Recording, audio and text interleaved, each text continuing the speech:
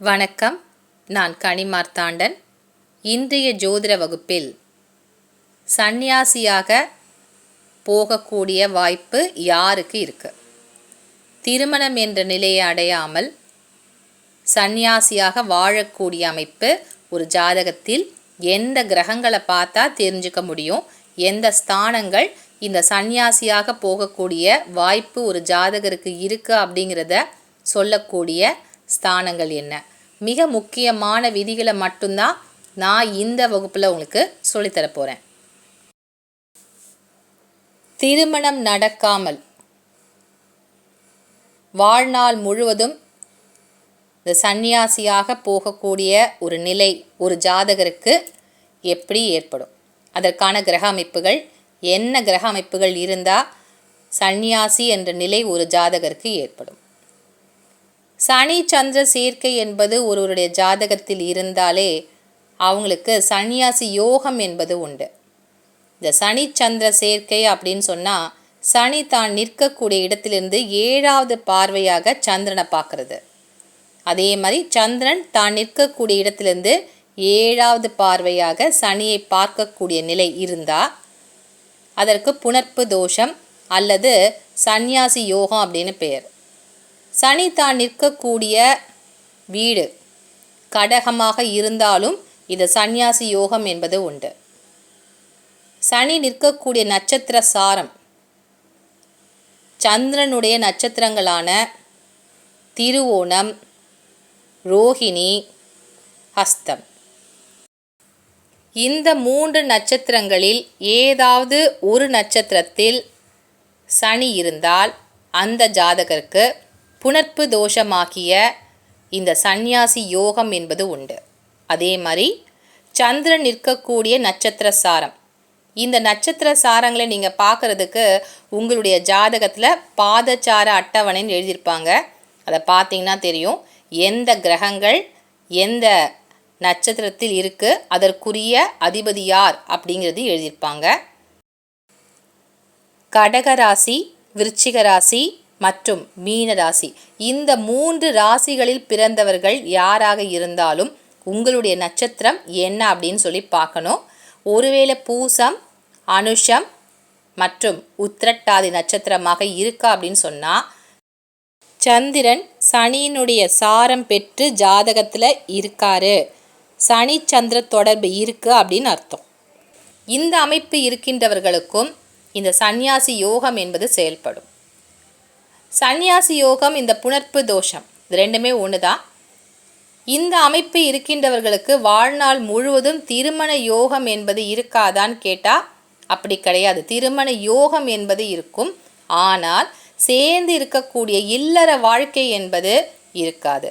அதிகப்பட்ட நாட்கள் அவங்க இருவரும் பிரிவு என்ற நிலையில் இருப்பாங்க. கணவர் ஒரு இடத்துல வேலை பார்ப்பாங்க, மனைவி ஒரு இடத்துல இருப்பாங்க, இல்லை குழந்தைகளை கவனிப்பதற்காக வேறு ஏதாவது ஒரு சூழ்நிலையில் குடும்ப வாழ்க்கை என்பது இல்லாமல் இருக்கக்கூடிய நிலைதான் இந்த புணர்ப்பு தோஷம். இதுவும் ஒரு வகையில் சந்நியாசி யோகத்தை தரக்கூடியதாகத்தான் இருக்கும். இந்த புணர்ப்பு தோஷமானது திருமண அமைப்பை தந்து சேர்ந்து வாழ முடியாத ஒரு குடும்ப நிலையை தருவதுதான் இந்த புணர்ப்பு தோஷம். இப்போ நான் இந்த வகுப்பில் சொல்லித்தர போகிறது திருமண வாழ்க்கை என்பது இல்லாமல் சந்நியாசி என்ற நிலையில் யார் இருப்பாங்க, அதுதான் இன்னைக்கு ஜோதிட வகுப்பு.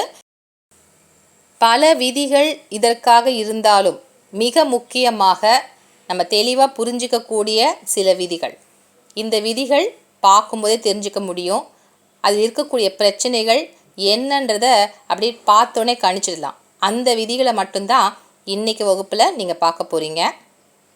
முதல் விதி, எந்த லக்கணமாக இருந்தாலும் லக்னாதிபதி 7ஆம் இடத்து அதிபதி, லக்கணத்திற்கு 7ஆம் இடத்து அதிபதி, இந்த 2 அதிபதிகளையும் ஒரே நேரத்தில் சனி பார்க்கக்கூடிய நிலை இருக்கு அப்படின்னு சொன்னால் அந்த ஜாதகருக்கு சந்நியாசியாக செல்லக்கூடிய வாய்ப்பு உண்டு. லக்னாதிபதி 7ஆம் இடத்து அதிபதி 2 பேரும் வேறு வேறு இடத்துல இருந்தாலும் சனி தான் நிற்கக்கூடிய இடத்திலிருந்து அவருடைய பார்வை படுகின்ற இடத்துல இந்த 2 அதிபதிகளும் இருக்காங்க அப்படின்னு சொன்னால் அவங்களுக்கு குடும்ப வாழ்க்கை என்பது கிடையாது, சன்னியாசி அப்படின்னு சொல்லிடலாம். சனி தான் நின்ற இடத்துலேருந்து 3, 7, 10 ஆகிய இடங்களை பார்ப்பார். சனியினுடைய பார்வை படக்கூடிய இடத்துல இந்த கிரகங்கள் இருக்கா அப்படின்னு சொன்னாலும் சரி, இல்லை சனியுடன் சேர்ந்து இருக்கக்கூடிய நிலையில் இந்த கிரகங்கள் இருந்தாலும் திருமண வாழ்க்கை என்பது இந்த ஜாதகருக்கு அமையாது, சன்னியாசி அப்படின்னு சொல்லலாம். இன்னொரு முக்கியமான விஷயமும் இருக்கு. லக்னாதிபதியோ அப்படி இல்லைன்னா 7ஆம் இடத்து அதிபதியோ வக்ரம் என்ற நிலையில் இருந்தால் அந்த ஜாதகருக்கு சனியினுடைய தொடர்பு, சனியினுடைய பார்வை இருந்தாலும் திருமண வாழ்க்கை என்பது உண்டு. அவங்க சன்னியாசியாக போக மாட்டாங்க, திருமண வாழ்க்கை அந்த ஜாதகருக்கு கிடைக்கும். ஏனென்றால் வக்ரம் பெற்ற கிரகங்கள் தன்னுடைய இயல்பிலிருந்து மாறுபட்ட நிலையை அடையக்கூடியது. அப்படின்னா தான் நிற்கக்கூடிய ராசிக்கு பின்புறமாக நகரக்கூடிய அமைப்பு இந்த வக்கரம் பெற்ற கிரகங்களுக்கு இருக்கா அப்படிங்கிறதுனால சனியினுடைய தொடர்பு, பார்வை இந்த வக்கரம் பெற்ற கிரகங்களுக்கு கிடைக்காது. ஒருவேளை 2 கிரகங்களுமே நேர்கதியில் செல்லக்கூடிய கிரகமாக இருந்தால் மட்டும்தான் அவங்களுக்கு சந்நியாசி என்ற நிலை ஏற்படும். அடுத்த விதி, லக்னஸ்தானம், களத்திரஸ்தானமான 7வது ஸ்தானம். இந்த 2 ஸ்தானங்களையும் சனி பார்த்தாலும் அப்படி இல்லைன்னா சனி இருக்கக்கூடிய நிலை லக்னத்திலோ அல்லது 7ஆம் இடத்தில் சனி இருந்தால் அந்த ஜாதகருக்கு சன்னியாசி என்ற நிலை ஏற்படும். இப்போ 7ஆம் இடத்துல சனி இருக்காரா அப்படின்னு சொன்னால் அவருடைய நேரடியான 7வது பார்வை லக்னத்திற்கு 7ஆம் இடமான திருமணஸ்தானத்தை பார்க்கும். இந்த நிலையில் இருந்தாலும் சரி, இல்லை 7ஆம் இடமான களத்திரஸ்தானத்தில் சனி இருக்காரு அப்படின்னு சொன்னால் சனியினுடைய 7வது பார்வை லக்னத்தை பார்க்கும். லக்னம் மற்றும் 7ஆம் இடம் இந்த 2 ஸ்தானங்களையும் சனி தொடர்பு படுத்தி கொண்டால் அந்த ஜாதகருக்கு சன்னியாசி என்ற நிலைதான் உண்டு. குருவினுடைய பார்வை 7ஆம் இடத்தை பார்த்தாலும் சரி, அப்படி இல்லைன்னா லக்னத்தை குரு நின்று பார்க்கக்கூடிய நிலை இருக்கா அப்படின்னு சொன்னால் அந்த ஜாதகருக்கு திருமண யோகம் என்பது ஏற்படும். ஆனாலும் குடும்ப நிலையில் நீடித்திருக்கக்கூடிய வாய்ப்புகள் இந்த அமைப்பு இருக்கிறவங்களுக்கு குறைவாகத்தான் இருக்கும். சுபருடைய பார்வையான குரு பார்வை ஒரு திருமண யோகத்தை தந்தாலும் சந்நியாசி என்ற நிலை குடும்ப வாழ்க்கையில் இருக்க முடியாத நிலையை தந்துவிடும். பாக்கியஸ்தானமான 9ஆம் இடத்தில் சனி தனித்து இருந்தால், அதுவும் நேர்கதியில் செல்லக்கூடிய சனியாக இருந்தால் அந்த ஜாதகருக்கு இந்த குடும்ப வாழ்க்கை என்பது எளிதாக கிடைக்காது. பாக்கியஸ்தானத்தில் போய் சனி இருக்காரு, ஆனால் வக்ரகதியில் இருக்கக்கூடிய சனியாக இருக்காரு அப்படின்னு சொன்னால் அந்த ஜாதகருக்கு திருமண யோகம் என்பது கிடைக்கும். வக்ரகதியில் சனி பாக்கியஸ்தானத்தில் போய் இருக்காரு, 9ஆம் இடத்துல போய் இருக்காரு அப்படின்னு சொன்னால் சில ஆண்டுகளுக்கு அந்த குடும்ப வாழ்க்கை என்பது கிடைத்து அதுக்கப்புறம் மீண்டும் அவருக்கு குடும்ப வாழ்க்கை என்பது இல்லாத ஒரு நிலையை தரக்கூடியதாக அமையும். இதுதான் இந்த சனி வக்ரம் பெற்று இருக்கின்றவர்களுக்கு கிடைக்கக்கூடிய பலன்கள். 5ஆம் இடமான பூர்வ புண்ணியஸ்தானம். இந்த 5ஆம் இடத்தில் 1 மற்றும் 10ஆம் இடத்திற்குரிய அதிபதிகள் சேர்ந்து அமர்ந்திருக்கின்றார்கள் அப்படின்னு சொன்னால் அவங்களுக்கு சந்நியாசி யோகம்தான் இருக்குது. 1 என்பது லக்னம், ஜாதகரை பற்றி சொல்லக்கூடிய கிரகம், லக்னாதிபதி. 10 அப்படிங்கிறது கர்மஸ்தானம், தொழிற்ஸ்தானத்திற்குரிய அதிபதி. இந்த 1, 10ற்குரிய அதிபதிகள் சேர்ந்து 5ஆம் இடமான பூர்வ புண்ணிய ஸ்தானத்தில் அமர்ந்திருக்காங்க அப்படின்னு சொன்னால் அவங்க இந்த பிறவியில் அடுத்தவர்களுக்கு பொது சேவை செய்வதற்காக பிறந்திருக்கக்கூடிய ஒரு ஆன்மா, அவருடைய கர்ம வினை இதுதான். அதனால் 5ஆம் இடத்துல 1, 10க்குரிய கிரகங்கள் சேர்ந்து இருக்கக்கூடிய நிலை ஒரு ஜாதகருக்கு இருக்கா அப்படின்னு சொன்னால் அவங்களுக்கு குடும்ப வாழ்க்கை என்பது இல்லாமல் சந்நியாசி என்ற நிலைதான் ஏற்படும். அடுத்த விதி, பரிவர்த்தனை. பரிவர்த்தனை அப்படின்னு சொன்னால் 2 கிரகங்கள் தங்களுடைய வீடுகளை மாற்றிக்கொள்வது தான் பரிவர்த்தனை. இந்த பரிவர்த்தனையில் சுக்கிரனும் சனியும் பரிவர்த்தனையாக இருக்கக்கூடிய ஒரு அமைப்பு ஒரு ஜாதகருக்கு இருக்கு அப்படின்னு சொன்னால் அவங்களுக்கு இந்த சந்நியாசி யோகம் செயல்படும்.